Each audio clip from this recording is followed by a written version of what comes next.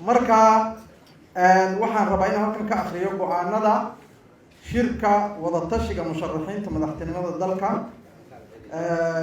muxuu ahaa 2021 oo ka qabsoomay magaalada muqdisho hotel Jazeera laga bilaabo bisha 21 ilaa 26 November. shirka wadatashiga musharaxiinta madaxtinimada dalka oo ay ka soo qayb galeen musharaxiinta kala ah Shariif Sheekh Axmed, Xasan Sheekh Maxamuud, Xasan Cali Khayre, Shariif Xasan Sheekh Aadan, Cabdikariim Xuseen Guuleed, Cabdilqaadir Cabsalla Cali, Cabdiraxmaan Cabdishakuur Warsame, Daahir Maxamuud Geelle, Mustafa Sheekh Cali Dhuxulow, Maxamed Cabdiraxmaan Cali Siriin, Professor Maxamed Cabdi Gandi, Dr. Cabdinaasir Cabdilla Maxamed, Xuseen Cabdi Xalane iyo Ridwaan Xasi Maxamed oo ka qabsoomay hotel Jazeera sidii hadda aan xusay. 6 maalmood ayuu shirkaasi socday. 6 maalmood ayuu shirku socday. guluhu wuxuu kulamo wada tashi iyo xog waraysi ah oo ku saabsan xaaladda dalku uu marayo oo la yeeshay guud ahaan qaybaha kala duwan ee bulshada sida ganacsatada, odayaasha dhaqanka, ururada bulshada rayidka ah, culimada, haweenka, dhalinyarada iyo warbaahinta madaxa bannaan. waxa kale oo kulamo foolka-fool ah iyo kuwa khadka telefoonka ah iyo sidoo kale aaladda fogaan aragga ee suulka loo yaqaano uu la yeeshay guddoonka labada aqal baarlamaanka federaalka Soomaaliya, madaxda dowlad goboleedyada iyo beesha caalamka. kadib markii goluhu uu arkay ama ay u caddaatay in madaxweynaha dalka mudane Maxamed Cabdilaahi Farmaajo uu si cad u baalmaray heshiisyadii siyaasadeed ee golaha wadatashiga qaranku uu gaadhay 17 Sebtembar 2020, baarlamaanka federaalka Soomaaliya uu ansixiyay 26 bisha Sebtembar lafteeda.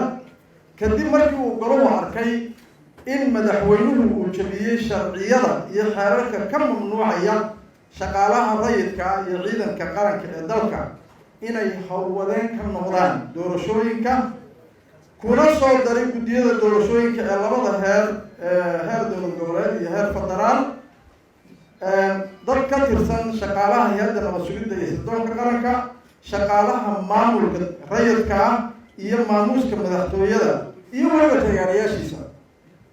kadib markii uu goluhu ku qancay in madaxweynuhu uu ku takrifalay awoodda dowladnimo, dhaawacayna kalsoonidii iyo aaminaadii shacabka, si badheedh ahna uu ugu kacay musuqmaasuq howlaha doorashooyinka ee baarlamaanka iyo madaxtinimada labadaba guddiyadooda, taasoo dalka u horseedi karta qalaalaase iyo xasilooni dar siyaasadeed. waxa uu goluhu soo saaray go-aanada soo socda. 1. go-aanada dhinaca maamulka doorashooyinka.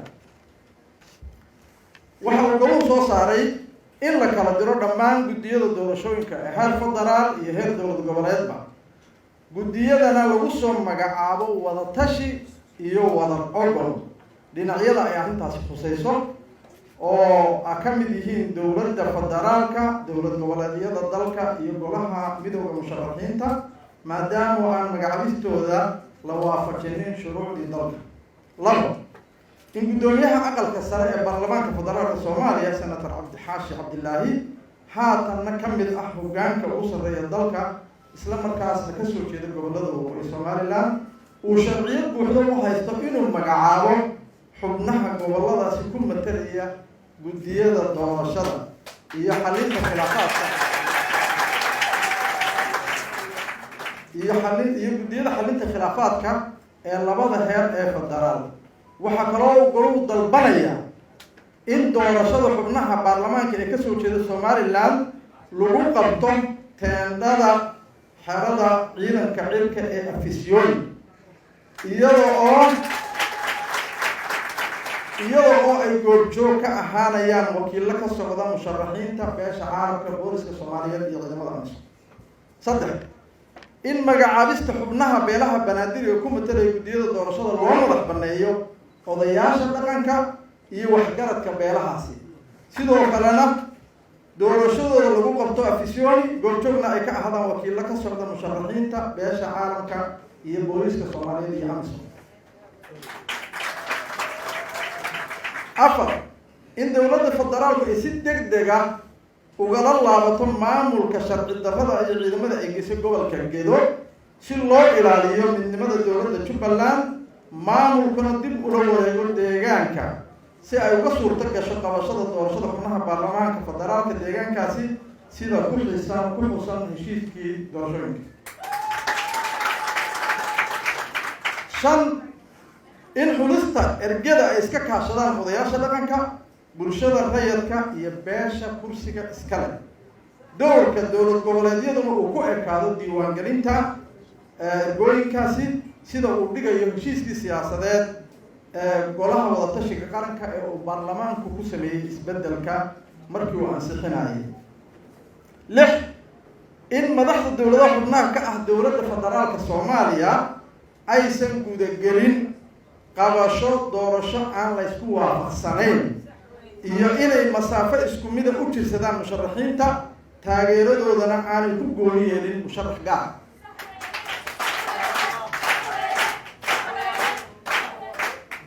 qodobka toddobaad in loo howlgalo xaqiijinta qoondada haweenka oo ay xaq u leeyihiin 30% inay ka helaan golayaasha. 8 in la helo korjoogto ka socota ururada bulshada rayidka ah ururada qareenada xubno ka socda golaha musharaxiinta iyo wakiilada beesha caalamka si loo xaqiijiyo hufnaanta iyo daahfursanaanta doorashooyinka.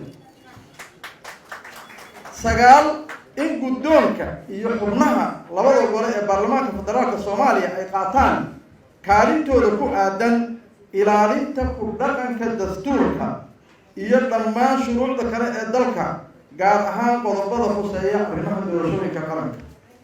qodobadaasi waxay ahaayeen go'aamo ku saabsan maamulka doorashooyinka. go'aamo ku saabsan xagga ammaanka doorashooyinka ayaa runtii goluhu soo saaray. waxaa ka mid ah qodobka 10 oo ah in madaxda dowladda federaalku ay ka saaraan ciidamada qalabka sida ku lug yeelashada howlaha doorashooyinka sida uu dhigayo qodobka 127 ee dastuurka dalka. qodobka 10 in iyadoo la cuskanayo mabaadi'da ku xusan dhammaan faqrooyinka qodobka 127 ee dastuurka ku-meel gaarka ah uu taliyaha hay-adda nabad sugidda iyo sirdoonka qaranka mudane Fahad Yaasiin Xaaji Daahir uu baneeyo xilka hoggaanka NISA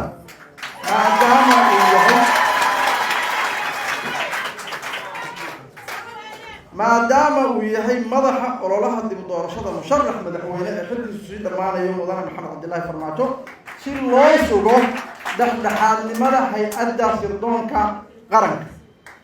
12 in amniga doorashooyinka ay sugaan ciidanka booliska Soomaaliyeed iyo kuwa amisom oo kaliya lagana fogaado inay ciidamada militariga iyo nabad sugidda soo dhex galaan sugidda ammaanka doorashooyinka. qodobka 13 in uu joojiyo madaxweynuhu xilkiisu sii dhammaanayo ee murashaxa ah Maxamed Cabdilaahi Farmaajo ku tagrifalka dhaqaalaha dalka iyo adeegsashada hantida ummadda iyo xafiisyada dowladda iyo ciidanka iyo shaqaalaha ka tirsan dowladda inuu ugu danaysto ololihiisa doorashooyinka.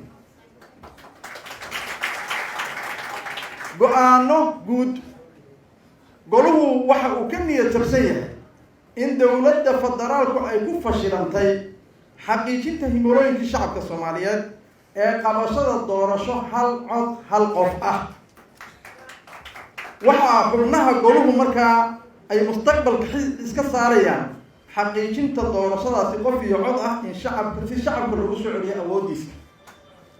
15 goluhu wuxuu isku raacay dhisidda guddiga badbaadinta doorashooyinka qaranka oo ay xubno ka yihiin qaybaha kala duwan ee bulshada sida ganacsatada odayaasha dhaqanka ururada bulshada rayidka ah culimada haweenka iyo dhalinyarada si loo xaqiijiyo sama bixinta dalka iyo qabashada doorashooyin heshiis lagu yahay si xilliga kala guurka xasiloonida amniga iyo midnimada dalka loo ilaaliyo. goluhu wuxuu ugu baaqayaa madaxda dowladda federaalka inay ilaaliyaan xasiloonida dalka kana fogaadaan durbaan colaadeed iyo ficilada abuuri kara nacayb iyo xasarad. 17 goluhu wuxuu ugu باقي مدح دولة فدرالك إني فران صحة سياسات ogolaadaanna xorriyadda saxaafadda iyo warbaahinta ee xorta ah oo ay ku jirto warbaahinta qaranku caburintana ka daayaan hoteelada lagu qabanayo dhaqdhaqaaqyada siyaasadeed ee la xidhiidha ololaha musharaxiinta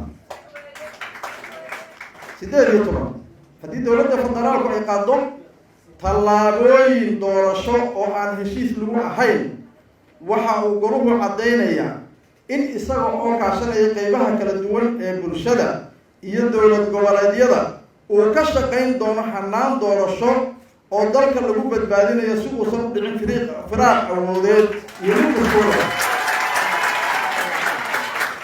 dhammaan waa mahadsantihiin